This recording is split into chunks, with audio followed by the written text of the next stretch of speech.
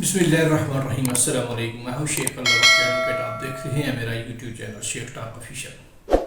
خواتین و حضرات، انتخابات کے سلسلے میں کچھ اہم خبریں لے کر آپ کی خدمت میں حاضر ہوئے ہیں۔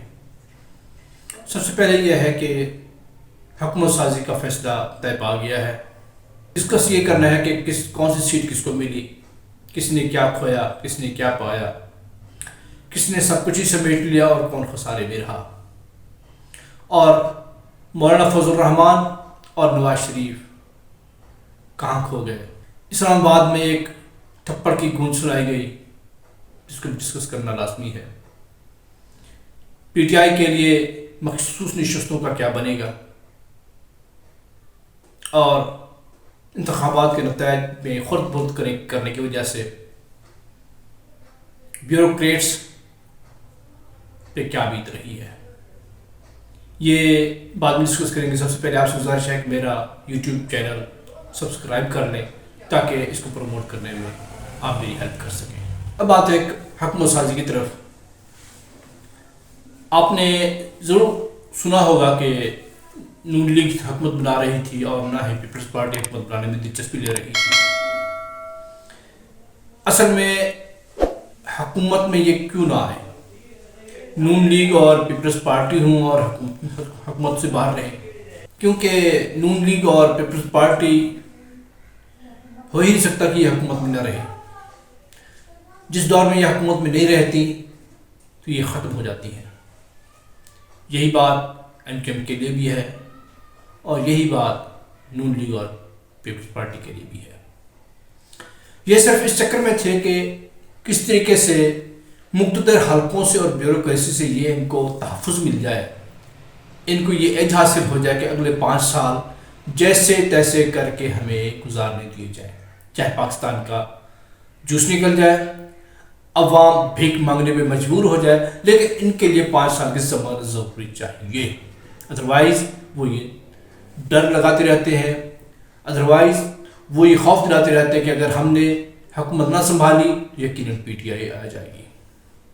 اصل میں یہ اپنی باری پکی کرنے کے لیے اور 5 سال کی گارنٹی کے لیے کوشش کر رہے تھے کہ یہ ہمیں 5 سال کی ضمانت دی جائے۔ جیسا کہ آپ نے سنا تھا، میں پچھلے ویڈیوز میں بتا چکا ہوں کہ پیپلز پارٹی آئینی عہدے لینے کے لیے تیار ہوئی تھی، جبکہ اس نے نون لیگ کی ہر طرح سے حمایت کرنے کا اعلان کیا تھا، اور ہوا بھی یہی ہے کہ تھوڑی رد و بدل کے بعد تمام مذاکرات کامیاب ہو گئے ہیں اور ایک دوسرے کی باتیں ماننے میں دونوں پارٹیاں تیار ہو گئی ہیں۔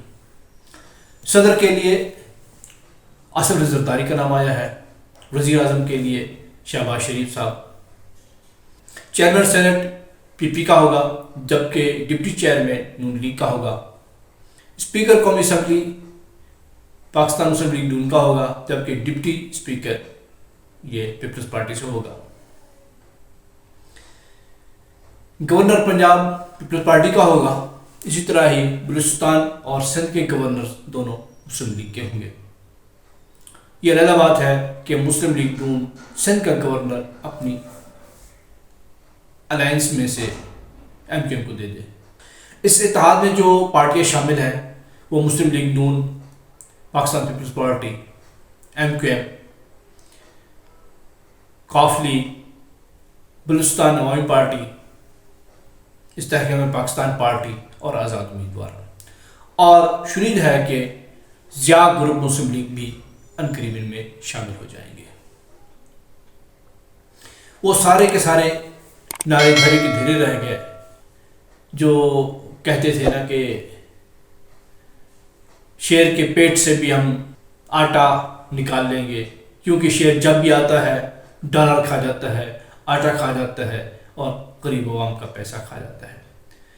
جتنے بھی بلال بھٹو نے تحریک چلائی تھی، جتنی بھی کمپین چلائی تھی، جتنے بھی جلسے جلوس کیے تھے، سب میں اس نے کسی اور پارٹی کو اتنا نہیں رکویدا تھا جتنا کہ وہ مسلم لیگ کے خلاف محاذ گرم کیے ہوئے تھے۔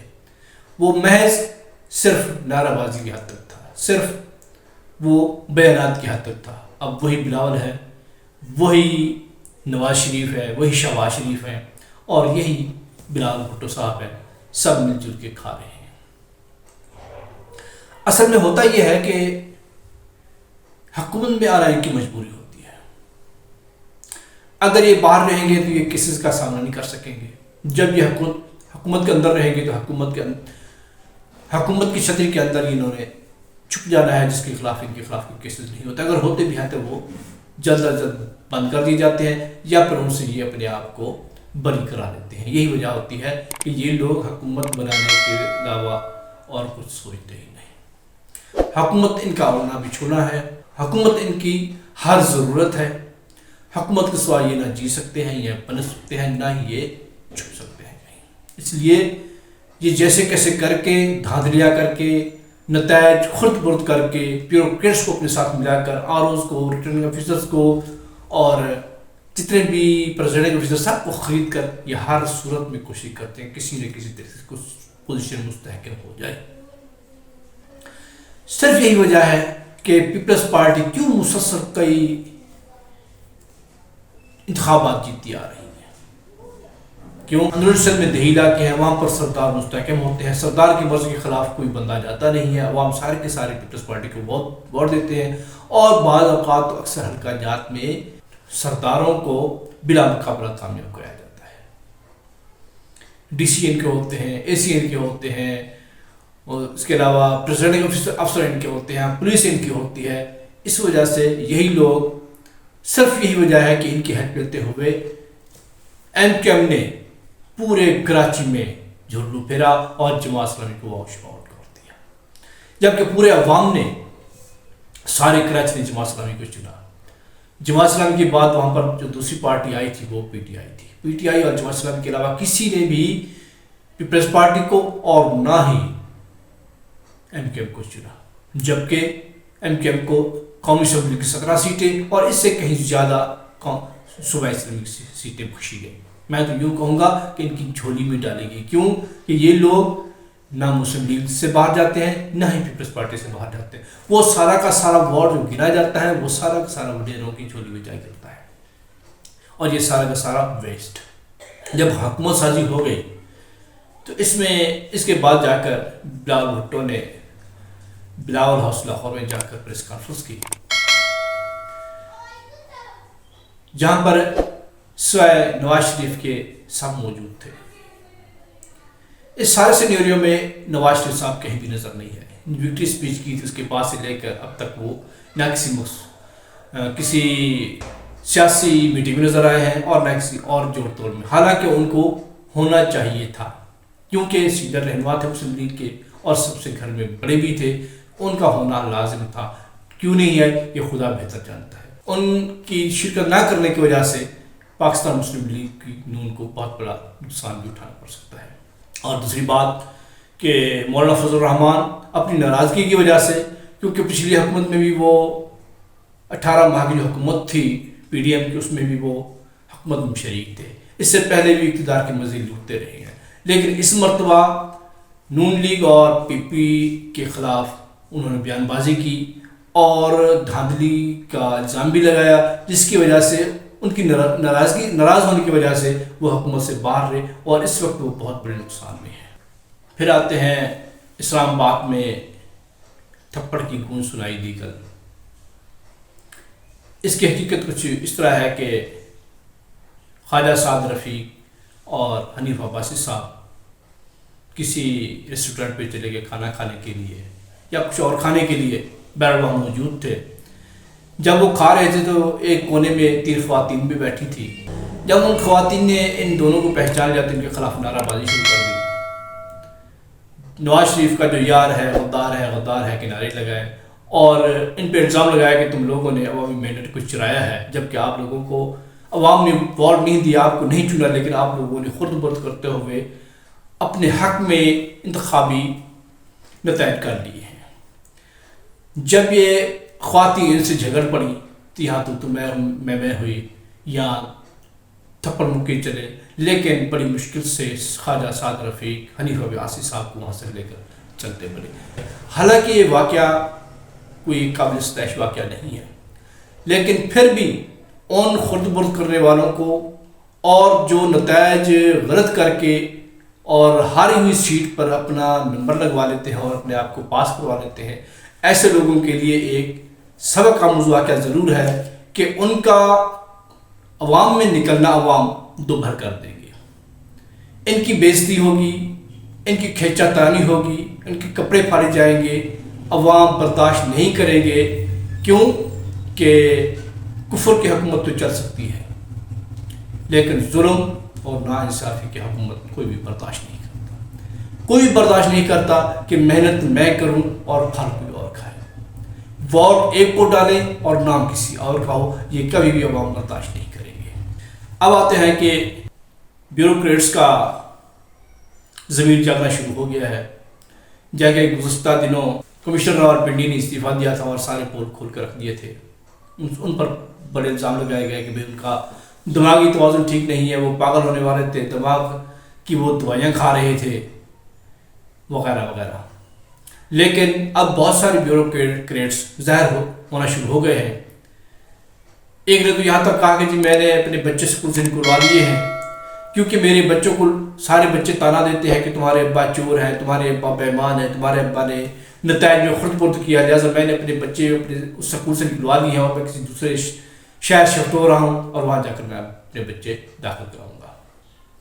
اور اسی طرح ایک اور بیوروکریٹس کا کہنا ہے کہ جی ہمارے محلے کی مسجد ہے، وہاں پر میرے باپ نماز پڑھنے جاتے تھے، میرے باپ کو وہاں پر لوگوں نے تانے دینا شروع کر دیے ہیں اور کہنا شروع کر دیا کہ تمہارے بیٹے نے یہ کیا کیا ہے، یہ بہت ظلم ہے، یہ زیادتی ہے، تو لہٰذا ان کو بہت تنگ کر رہے ہیں جس کی وجہ سے وہ نماز پڑھنا چھوڑ چکے ہیں۔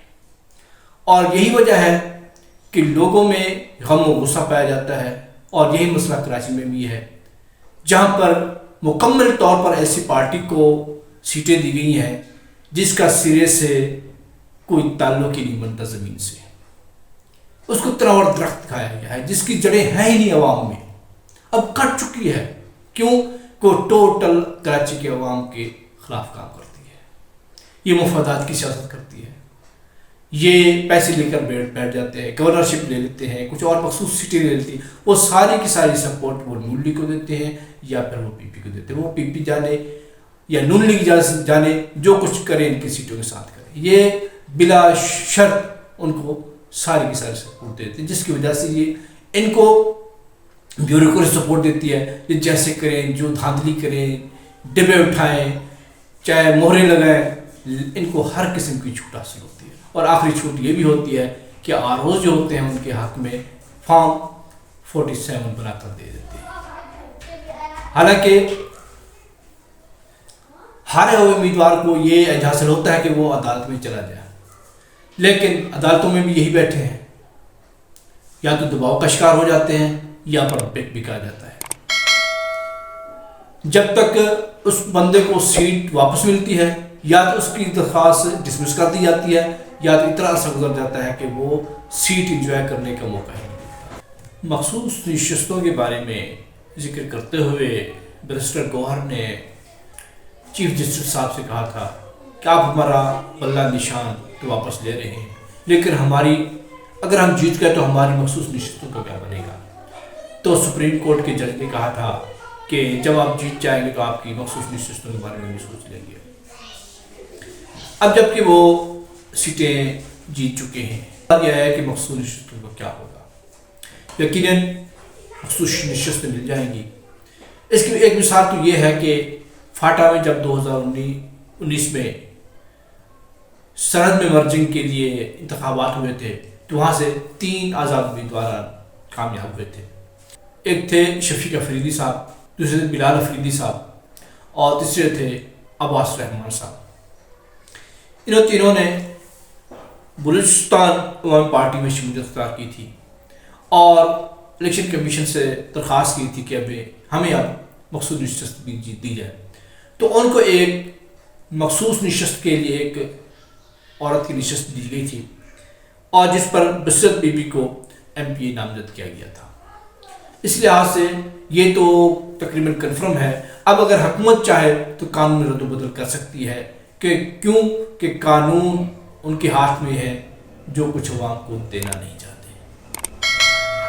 لہٰذا ایک اور بات کہ پنجاب میں وزارت اعلیٰ کے لیے نامزد کیا گیا ہے مریم نواز کو، اور مریم نواز کے لیے نہ صرف اپنی عزت ہے بلکہ باپ کی عزت بھی ان کے کندھوں پہ ہے، کیونکہ اگر وہ کامیاب ہوتی ہیں تو مسلم لیگ نون کامیاب ہو جائے گی، اور اگر وہ ناکام ہوتی ہیں تو یقیناً ان کی عزت کے ساتھ ساتھ ان کی باپ کی عزت بھی دھل جائے گی اور پنجاب کا انصفائی ہو جائے گا۔ تو یہ مریم بی بی کے لیے امتحان بھی ہوگا اور عوام کے لیے بھی کڑا امتحان ہے، کیوں کہ نواز یا شہباز، خاص طور شہباز شریف صاحب جب بھی آئے ہیں، کیونکہ پچھلی مرتبہ بھی آئے تھے پی ڈی ایم کی صورت میں، تو انہوں نے قرضوں کے پہاڑ اٹھا لیے تھے اور وہ سارے کے سارے عوام کو پے کرنے پڑ گئے، جو کہ ابھی تک ایک مہنگائی کی صورت میں ہمارے سروں پہ